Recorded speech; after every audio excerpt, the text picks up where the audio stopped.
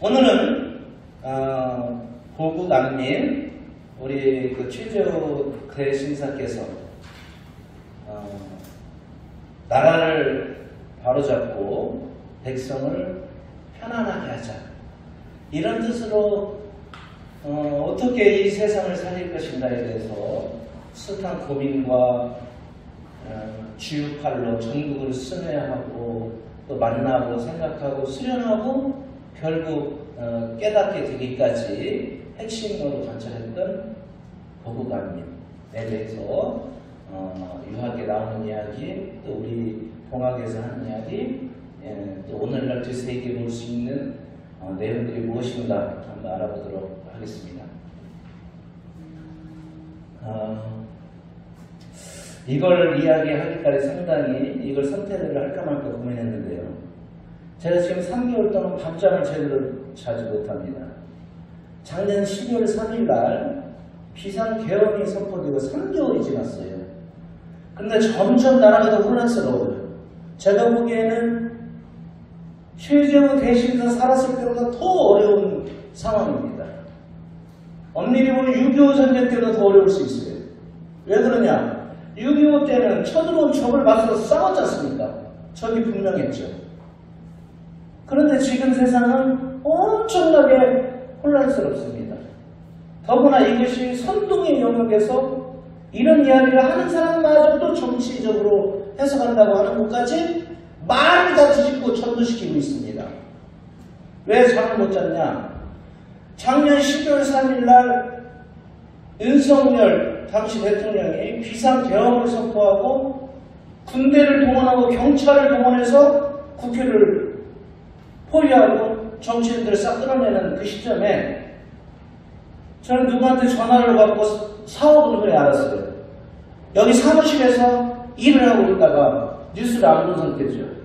형 이거 알아? 딱 하는 순간 말하자면 모골이 송연하다고 하는 것은 온몸에 막 소름이 돋고 막 머리털이 쏘고 그런 것이죠. 이것은 언제쯤 느껴봤느냐면은 1984년 5년 경찰 백골단 이들과 싸우면서 전두환 물러가라 이렇게 했을 때 맞고 끌려가던 때보다 더 큰 충격이었습니다. 왜 그러냐? 우리 경험에서 비상경험이면 법이 하나도 없습니다. 포구령에서도 봤듯이 모든 자유가 없습니다. 정치하자요, 무슨 뭐 결사, 또 집회 이런 자유가 모두 뺏깁니다. 그래서 제가 여기 아산에서 있는 사람들, 이 시민연대라든지 활동할 수 있는 사람들을 사무실로 다 오라고 그랬습니다. 이유는 뭔가 맞서 싸워야 된다 이렇게 생각했기 때문입니다. 그래서 당장 저녁부터 경찰이 이제 못하니까 군대가 동원되지 않습니까? 근데 이 동네 여기서 군대를 안 나왔기 때문에 여기는 어느 군대가 오는가? 좋지 않은 저 32사단 여기 다 방공서 정면에서 한다고 해서 다 모이고 준비하라고 했습니다. 제가 한 말이 있습니다. 내가 60이 넘었기 때문에 내가 가장 앞장서서 죽겠다. 내가 이 상태에서 죽어도 싸우다 죽어도 소용은 없다. 그리고 한마디 다른 사람들이 웃긴 했는데 진심도 있습니다. 우리 그 아내하고 살면서 별로 크게 해줄 거 없는데 내가 이 싸워서 죽으면 그럼 결국에는 우리나라가 이 계엄을 철폐시키기 때문에 일정한 보상을 받아서 마누라가 좀 여생을 좀 안전하게 이게 살았으면 좋겠다 이렇게 이야기했습니다. 그렇게 하면서 준비하는데 오고 가고 뭐 이러는데 국회에서 막 병원 쳐들어가고 안에서 방망이 두드리냐 안 두드리냐 막 그러다 결국은 방망이 두드렸는데 1시 후에는 우리는 잠을 못 자고 다음날 일을 준비했습니다. 왜? 계엄이 해제가 안 됐어요. 오늘날 다 와서 보면 알다시피 계엄을 몇 시에 해제할 것이냐 계속 눈치를 보고 또 다시 하려고 했지 않습니까? 여기가 내가 겪은 경험이고 많은 사람이 그랬습니다. 다음날부터 계속 나가서 이게 있을 수 없다. 비상계엄이 웬 말이냐. 이건 이 민주주의 자체를 흔든 겁니다. 이런 과정은 다 알기 때문에 오늘의 확실한 주제도 아니기 때문에 정리하면은 이런 상황은 3개월이 지나니까 무슨 윤석열이 영웅이다. 어제도 가보니까 마찬가지예요. 뭐 개헌이라는 거 개몽령이지. 그리고 뭐 여기 좌파들이 뭐 이재명인가 해서 했지. 그런 사람들 막 태극기 들고 다녀. 서투기 들고. 어제도 서울 3.1절에 갔는데 3.1절이 일제 맞서 싸운 날인데도 태극기 들고 손두기 들고. 대부분 정광훈 목사라는 개신교 완전 그런 사람들하고 또 무슨 또 목사가 하나 생겼어요. 그 패도 투표로 갈라져가지고 하는데 어떤 경우에도 저는 이렇게 이야기한 적이 있어요. 이 땅에서 우리가 자유롭게 경제활동을 하고 자유롭게 말하고 이럴 수 있는 권리, 민주주의 권리를 찾은 지 얼마 안 됩니다. 제가 어릴 때는 3명만 몰래다니면 잡아간다고 했어요. 유신 시대 때. 그걸 겨우 만들어 놓은 이 민주주의 이 상태에서 이 룰을, 법을, 규칙을 다 깨는 겁니다. 내가 말을 하는데 안 들으면은 군대를 동원해서 경찰을 동원해서 잡아들이는 거. 이건 있을 수가 없는 거죠. 규칙을, 법률을, 헌법을, 질서를 자기 마음대로 만드는 겁니다. 말하자면 이런 거예요. 컨트롤 하려면은 글러브를 끼고 이렇게 싸워가지고 누가 이기는 거 지는 거 해야 되잖아요. 근데 거기 갔다가 철저적으로 끼고 때리면 되겠습니까? 기본적인 룰이 기본 질서를 깨기 때문에 반대하는 겁니다. 제가 지금 여기 보국안민에 관련돼서 최재우 선생이 그 상태의 시대를 어떻게 봤을까 하면서 그 시대 못지않다 더하다라고 나는 생각이 듭니다. 왜? 개신교라고 하는 그 예수, 나는 예수님도 좋아하고 그 개신교 자체에 많이 다녀보기도 했습니다. 그리고 수많은 목사님들 열심히 하신 분들도 압니다. 도대체가 목사라고 하는 자들이 이렇게 이야기하는 겁니다. 하나님이 보시기에 좋은 세상? 내가 그것 때문에 고민 많이 했어. 아무리 윤석열이라고 하더라도 하나님이 쓰일 용도가 있으면 그 사람 용서해 준다 이런 거예요. 논리 자체가. 윤석열이가 내가 보면 무속에 빠진 사람 아닙니까? 무슨 뭐 전부고 뭐 김건희 뭐 이러는데 지금 개신교들은 그 목사들은 거기에 달라붙어가지고 야, 우리 교회를 지켜줄 사람 이렇게 이야기하는데 대신사께서 여기 있잖아요. 서양은 뭐 여기 봅시다. 우리가 오늘 읽은 거 그 중에서 여기 보면은 서양의 침략으로부터 나라를 구해내고 백성을 편하게 한다. 이것은 1860년 아편전쟁 그 이후에 현상을 말하는 거죠. 서양은 싸우면 이기고 공격하면 취하여서 이루지 못하는 곳이 없다. 보국안민의 계책이 장차 어디에 올 것인가. 이런 생각을 하셨는데 내가 왜 개신교에 대해서 분노하고 이런 건 아니지만 일부 목사들이 국민을 현혹하는 이런 부분에 대해서 이 조선시대 말보다 더하다 이런 느낌이 드는 게 이 권한과 아까 내용과 비슷하게 나와요. 용망한 서양적들이 중국을 침범해서 천주당 높이 세워 이른바 도라고 하는 것을 온 세상에 퍼뜨린다니 우습기 짝이 없네. 이전에 들은 말을 곰곰이 생각하니 무턱대고 하늘님께 밤낮을 비는 말이 하늘에 있는 천당에 나죽거든 가게 하서 우습다. 저 사람은 자기 부모 죽은 뒤에 신도 없다 하면서 제사조차 안 지내고 오류는 벗어나서 빨리 죽어 천당 가기만을 바란다는 무슨 말인가. 부모님이 홀령 없다고 하면서 저에게만 어찌 있어 천당에 가겠다고 하니 어리석은 소리 하지 마라. 이런 표현들이 물론 이제 시대적으로 보면은 과한 표현도 있죠. 탄압하고. 그런데 내가 요즘 생각하는 것은 특히 개신교. 예를 들고 지금 민주주의를 싹 짓밟아도 되는 이런 식으로 나라를 혼탁하게 하고 교인들을 요술로 또 말하자면 혼탁에 빠뜨리는 이런 자들이 애수, 야훼, 하나님의 이름을 가지고 거리에 모여가지고 헌금하고 아멘, 할렐루야 하면서 국민을 죽이려고 국민에게 촛불을 들이댄 권력자를 찬양하고 이런 자들이 어떻게 신을 이야기할 수 있는가? 난 그래서 동학에서 최재호 대선생이 그때 당시에 어떻게 보고 이런 무국대도 이걸 참가하게 되고 그리고 또 우리에게 동학을 물려줬는가? 이걸 생각하게 되는 그런 날이었다는 겁니다. 1조 한번 보겠습니다. 약간 시간이 지났으니까 1조 경전에 아까 후동문 읽어보셨지만 보구간면의 길책이 장차 어디에서 나올 것인가 이렇게 했어요. 이야기는 뭐예요? 내가 나라가 어지럽고 백성이 이 불안해하는 이 시절에 나를 살리고 백성을 살리는 것의 계책을 내가 내올 수밖에 없겠다. 이런 이야기이지 않습니까? 그런데 어떤 것 때문에 내가 그런 이야기를 했는지가 나옵니다. 다음 두 번째로 아까 번학가에서 이런 게 있어요. 제가 이제 아까 안 읽었으니까 읽어보겠습니다. 보구감이 나오는 거. 시온을 의논해도 일성일소에 아니란다. 쇠웅이 지극하면 성운이 오지만은 현숙한 모든 군자 동기일체하였던가. 어렵도다 만나기도 어렵도다.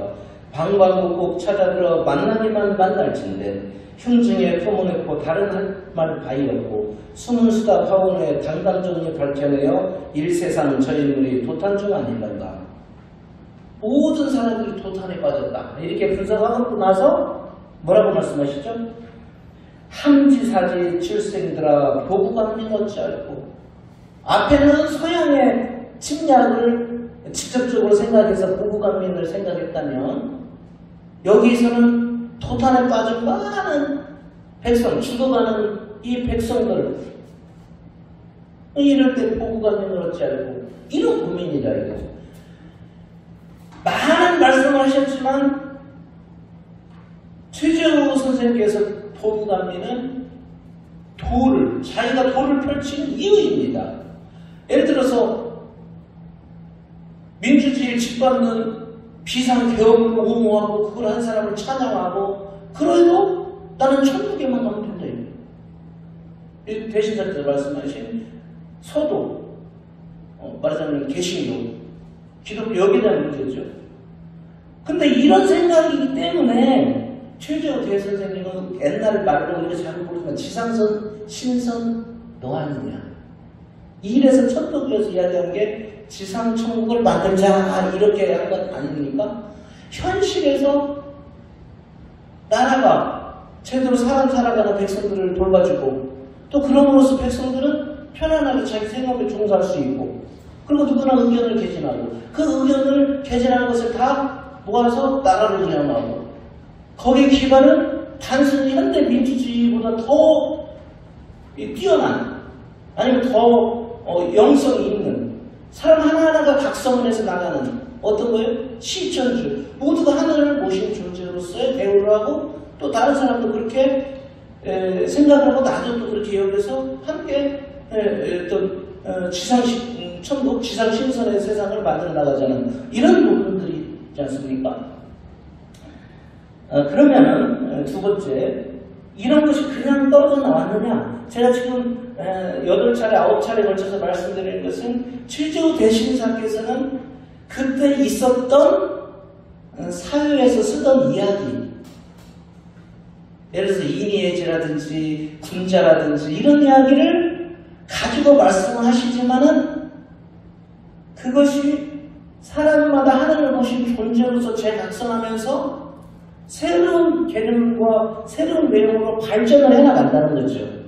단순히 옛날에 유교에서 나오던 그런 그때 당시 사용하던 개념이나 단어만이 아니라 거기에서 기반하고 더 한층 동학적으로 무극대도 그리고 천도교식으로 이렇게 발전돼 나가는 것이죠. 천도, 그때는 천도교가 아니라 천도죠. 천도로서 발전시켜 나가는 겁니다.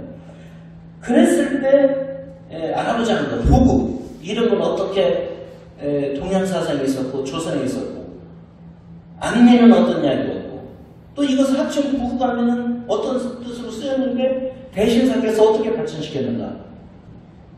1조 중간 중국은 도울보자 이것을 옛날에 나라나 왕이나 똑같으니까 보좌 왕실 보좌한다. 그래서 나중에는 보국지신 그러니까 나라를 도와서 발전시키는 충신을 보국지신 이렇게 불렀다.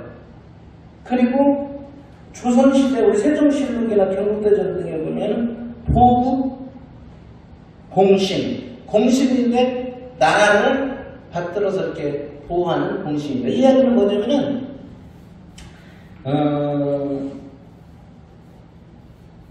왕과 국가가 일치된 시대니까요. 왕을 도와서 신하로서 그러니까 왕을 돕는 거죠. 나라를 잘 다스리기 위해서. 요즘은 국가지만 옛날은 국가하고 왕하고 똑같은 이야기니까요.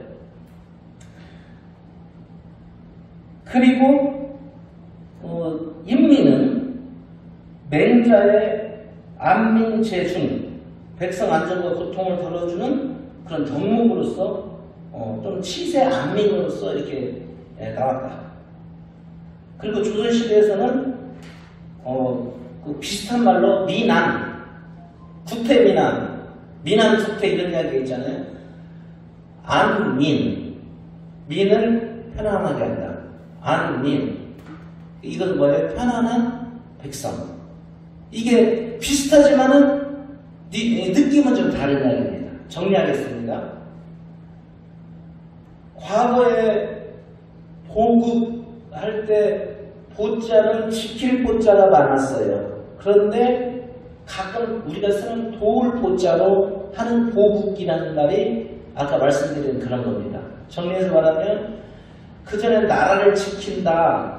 우리 박정희 대통령 때 그런 이야기 많았으니까 산업보국, 나라를 막 일으켜서 산업을 일으켜서 나라를 지키자 이런 식으로.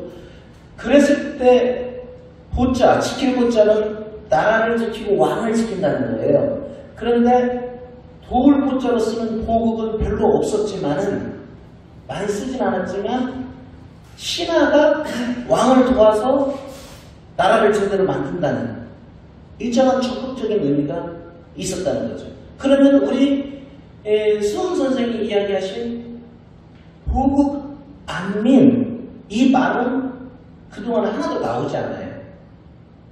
동양 책이나 이 조선의 책이나 보국하고 안민, 미남 이게 같은 말 이런 비슷한 말이 있었는데 보국, 안민 이것을 붙여가지고 하나의 뜻으로 만든 건 내가 찾아본 결과로는 없었어요. 아직까지. 그러니까 또 있을지는 모르지만 나는 없다고 확신해요. 왜 그러냐면 그때 쓰던 보국이란 말, 안민이란 말 이런 거 또 보국도 지킬 보자가 아니라 이 보좌, 도울 보자를 가지고 쓴 이 두 가지 말은 분명히 있었어요. 한자로. 근데 보국과 안민을 함께 썼던 것은 많지 않았다. 이것은 어떤 뜻에서 나오는 거냐? 저는 이렇게 생각해요. 보국은 아까 말씀드렸듯이 왕을 국가니까 국가를 돕는 거고 그럼으로써 뭐 안민 붙어있지 않죠? 백성을 편안하게 하는 이런 게 정치하자 이렇게 썼단 말이에요. 보국 안민을 하나로 뭉쳐서 말을 만드는 순간 이 대신사께서 고민하는 거 그것이 그대로 극명하게 보여지는 거죠. 나라를 이렇게 도와서 나라를 예를 들면 여기 서양으로부터도 뭐 이렇게 침략으로부터 또는 뭐 여기 서학으로부터 이렇게 나라를 바로잡기 위해서 그런 문제의식을 가지고 나라를 바로잡는 것은 백성을 편안하기 위한 그런 방식. 백성을 편안하기 위해서는 또 어떻게 해야 돼요? 보국을 해야 된다. 이런 거죠. 결과적으로 최재우 대신사께서 말하는 보국안민을 우리는 별로 이렇게 크게 생각지 않고 익숙하게 들어왔죠. 동학국민혁명 때도 보구간민, 우리가 포동문에서도 보구간민 이랬으니까 보구간민은 우리한테 익숙하니까 항상 있는 말이 다 이렇게 생각을 해온 겁니다. 저도 비슷했고요. 보구간민이라는 것은 그 지킬 보자가 아니라 돕고 또 바로잡는 이런 거 아니겠느냐. 옛날에 말씀드렸지만 그 보자가 수레바퀴 이렇게 동그란 거 있잖아요. 바퀴 두 개가 굴러가잖아요. 근데 바퀴 두 개가 굴러가려면 어떻게 돼요? 쇠텐트를 이렇게 동그랗게 대고 살을 이렇게 쭉 붙여가지고 잘 돌아가게 만드는 거잖아요. 그런 쇠로 만든 이 동그랗고 창살 굴러가게 만든 그 보자라고 하는 것까지만 알았고 그렇게 말씀드렸는데 이번에 다시 생각해 보니까 이건 없는 개념이에요. 그리고 이렇게 해야 백성의 입장에서 나라를 볼 때 나라는 뭐예요? 백성이 편안해야 된다. 그리고 나라 예를 들어서 왕으로 보고 그런다면 나라 자체 이것이 같이 백성을 편안하기 위한 목적으로 된다. 이런 거잖아요. 그래서 내가 이 엊그제 이걸 보면서 야 이게 요즘은 왕의 국가는 아니잖아요. 그러니까 대통령도 국가는 아니잖아요. 그러면 민주국가에서는 왕이라고 할 수 있는, 나라라고 할 수 있는 게 헌법, 나라를 운영하는 기본 원리잖아요. 에? 이것을 짓밟은 지금 현장에서 대형 교회고 개신교 목사들이 선동해가지고 왕의 편에 쓴다. 이건 최대로 계신다고 생각할 때는 전혀 맞지 않는다. 이렇게 생각합니다. 약간 좀 흥분하긴 하는데 읽어보면서 갑시다. 1조 밑에서 두 번째 3 보구간민. 이게 비슷한 개념으로 있긴 있었다. 국태민안. 국태민안. 나라가 태평하고 백성이 편안하다. 이건 뭐냐면은 우리도 많이 써요. 요즘도 국태민안이라고. 이건 뭐냐면 동양적 이상사회. 왕이 해야 될 일. 나라가 있어야 될 이유. 세상이 태평하니까 백성이 편안하다. 이건 그런 이상형으로 한 거고, 그 조선시대도 왕실에 뭐 결혼 또는 뭐 어디 기도, 기원 뭐 이럴 때 국태민안을 많이 써요. 이렇게 나가야 되겠다. 그런데 이건 그냥 완성된 상태 또는 그러한 지향점일 뿐이죠. 보국, 안민은 그것을 만들어 나가는 사회적 실천 때까지 또 그런 생각까지 포함을 한다 그러는 것이죠. 그럼 이 보국안민을 최재호 대 선생께서는 어떻게 해서 이걸 사용하셨나? 우리 이번에 읽은 그 포동문에 보면은 1페이지 맨 밑에요. 직접적인 것은 서양은 싸우면 이기고 공격하면 천하를 취하여 이루지 못하는 것이었고, 이런 천하가 다 멸망하면 순망이 근심이 없겠는가? 그 다음에 보국안면의 계책이, 안민의 계책이 어디 있는가? 이 말은 뭐냐면은 외래 문물이 이렇게 들어와서 다 쳐서 없애고 이런 것을, 그럼 나라가 어지러울 텐데, 그럼 이런 나라를 도와줄 계책이, 나라를 도와서 할 계책이 어떻게 있느냐? 이런 이야기죠. 그리고 또 우리가 보면 개같은 외적놈들 이런 이야기 많이 있지 않습니까? 그런 것처럼 일단 포동문에서는 직접적으로는 서양의 침략을 가지고 이야기하셨습니다. 넘겨보겠습니다. 근데 포동문에 보면은 단순히 그것만은 아니죠. 백성이 진짜 어지럽게 사는 그 부분을 이야기해요. 보죠, 같이. 악질만세 인무사심지한. 이야기는 뭐냐면은 전염병이 창궐하고 엄청나게 어려워요. 그래서 아까 앞에 보면 최재호 대신사께서 백성들이 어떤 거예요? 상해지수, 사회적 피해가 엄청 많다, 이런 것이고, 그리고 그 포동문 맨 앞에다 보면 사람들이 각자 자기 생각만 하고 하늘의 이치를 순종하지 아니하고, 응? 이렇다. 그래서 각자의 이심 불순천리, 이게 도가 무너지고 있다. 다음에 이거 기니까 한자는 있지 않은데, 그러니까 이 지금 왕조가 하늘의 자체도 말하자면 글깨나 읽은 놈들이 행세를 하지만은 실제로는 그 글대로 행동을 못한다. 이런 이야기입니다. 또 하나 뭐예요? 마치 지식에 예를 들면 과거급제하고 뭐 사서상경 읽고 양반이라는 분도 어떤 거예요? 자기가 말하자면 현명한 그런 사람이라고 그랬지만은 최재호 대신사께서 생각할 때 이들이 하는 이야기가 과연 그럴까? 이렇게 고민한다는 거죠. 한마디로 말해서 백성들이 사는 완전 무너지고 외국이 쳐들어올 운명이고 그 앞에 끌어나가는 사람들은 최재호 대신사를 볼 때 별 믿음지 못하고 그랬을 때 복부감면의 개척이 어디 있겠느냐? 이렇게 한다는 거예요. 그래 아까 번학에서 읽었듯이 서양 종교가 들어와가지고 기존 애법을 다 흔든다. 이런 상태라는 거죠. 이런 것을 보고 우리 무국대고를 참도하시고 또 돈은 천도요 학은 동학이라 말씀하신 최재호 대선생을 공부하는 또 따라가는 후학들로서 실천도 좋아하는 영세불망 만사지 이게 주문을 외고 수련하는 것이 뭐예요? 내 마음의 평안? 나에게 돌아오는 복? 또 우리 가족의 어떤 안전?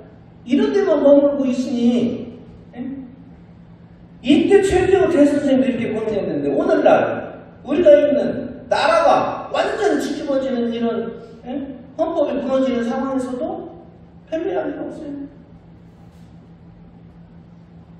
도대체가 지금 나라가 어느 나라인데 성주기를 왔다 갔다 하고 이스라엘까지 왔다 갔다 하고 그 사람들의 자유이겠고 또 그 사람들의 이야기까지도 들어주는 게 민주주의라는 생각을 해요. 또 그래야 민주주의야. 그냥 이야기만 해야지. 폭력적으로 하지 말고. 또 한 가지. 그런 걸 찬양하지 말고. 참 주장만 하면 돼요. 이런 세상에서 최재호 대선생이 이야기하는 이 시대의 우리 후학들은 지금 이 세상에서 무한하는 거예요. 그런 면에서 한 말씀 더 드리면은 맨 밑에 페이지 오늘은 좀 빨리 끝내도록 하겠습니다. 아까 번학가에서 본 사회 문제, 최재호 대선생이 본 그런 문제는 생략을 자세한 설명을 하고 그 다음에 정리를 하면 최재호 대선생의 보고감민의 직접적 계기는 서양의 폭력성 그리고 서학의 어떤 가머니설로 뭐 천국에만 가면 된다고 하는 그런 어떤 사상의 침투 또 개같은 도둑놈들 했던 일본의 침략성 이런 것이 외부적인 그런 위험이다. 사실 이렇게 위험을 직감한 사람도 별로 없어요. 1860년대에 조선시대 말에 이렇게 구체적으로 이야기한 사람이 어디가 있어요? 정약용 선생이 그렇게 이야기했어요? 아니면 어떤 보관대제학이 이야기했어요? 우리 최재호 대선생은 그런 사회적 현상을 보고 엄청난 고민을 하고 이 세상을 구할 도가 무엇인가 고민했다는 거죠. 내부적인 아까 말한 각자 유신 뭐 천리를 돌아보고 순종하지 않고 천령을 돌아보지 않고 그래서 악질이 많아지고 근데 이게 얼마나 최재호 대선생께서 그때 당시 목숨을 걸고 이야기한 게 신분제 사회에서 모든 사람이 하늘을 모시니까 무슨 그 신분제가 왕이나 양반이나 쌍놈이나 다 하늘을 모신 존재다 이렇게 하는 것도 실천주가 사실은 그런 게 아니고요. 모두 존중하자는 거예요. 이렇게 하면은 빠져나갈 수도 있었을라고 봐요. 오늘날 변호사 처럼 이야기하면 근데 이분이 결국에는 건무 이렇게 출국이 심심수양으로 하는 것을 근거로 해서 반역을 저질렀다 해서 그게 근거가 되긴 했는데 더 큰 건 아니게 생각해요. 곳곳에 보면 임금은 임금 같지 않고, 신하는 신하 같지 않고, 부모는 부모 같지 않고, 자식은 자식 같지 않다. 이게 말하자면 유교적인 그런 질서에 빗대어서 이야기하는 것 같지만 생각해봐요. 군불군. 임금은 임금 같지 않다. 이런 이야기하면 죽어야 안 죽어요. 근데도 그걸 군불군. 우리 같이 여기 계시는 우리 도인, 우리 교인 여러분이 그런 이야기 할 수 있을 것 같아요? 지금도 뭐 대통령 하나 비판하나 막 그런 게 있고, 또 대통령 막 박수 치는 사람도 있고, 그렇지만 이 시대에 왕이 한마디면 거두고 지랄할 필요 없잖아요. 근데 왕이 왕 같지 않다라고 딱 이야기를 선언했다는 그것을 딱 생각해보면 이 사람과 혁명가도 없어. 이렇게 대단한 사람 목숨 내놓고 하는 거란 말이야. 근데 이걸 배우는 후학들이 앉아가지고, 내가 수도원 가서 많이 나는 대학원 다닐 때 하는데, 1시간씩, 2시간씩 해요. 허브도 보고 그러는데, 진짜 이 최재형 교수님이 생각하시고 창조한 이유를 생각해보면은, 우리 천도도 요즘은 너무, 뭐라고 할까, 개인적인 거? 이렇게 합니다. 그런 기복, 이런 부분들이 있다, 이 생각입니다. 결론, 근데 이게 그런 최재호 대선생께서도 보국 안민을 임금을 물러가라고까지는 이야기를 못했죠. 할 수가 없었죠. 그러니까 나라를 도와서, 이야기는 임금을 도와서 그래요. 그래서 동학농민혁명 빼고 구종을 물러가라 이런 이야기는 하지 않았잖아요. 그죠? 그럼에도 불구하고 동학농민혁명에서는 나라를 도와서 백성을 편안하게가 아니라 나라를 바로잡고 백성을 편안하게 하자는 뜻으로 더 확대를 합니다. 그걸 어디서 할 수 있느냐? 탐관오리들을 다 척결하죠. 그리고 탐관오리를 지휘하는 임금이겠죠. 또는 거기 무력한 임금이겠죠. 그걸 제법군인. 모든 폭력을 없애고 백성을 구하자. 그렇게 제폭군인하고 함께 보국 안민이 쓰여진 거죠.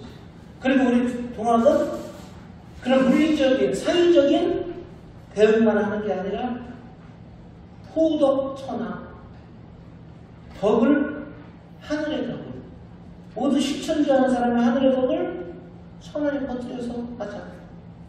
그러니까 보국 안민이 제폭군인, 현재 폭력, 이런 걸 다 척결 제하고 백성을 구하자고 하는 현실적 입장뿐만 아니라 영성 또는 하늘과 지기와 함께하는 시천주하는 그런 도로서, 천도로서 포덕천하 해서 결국 나아가는 거예요.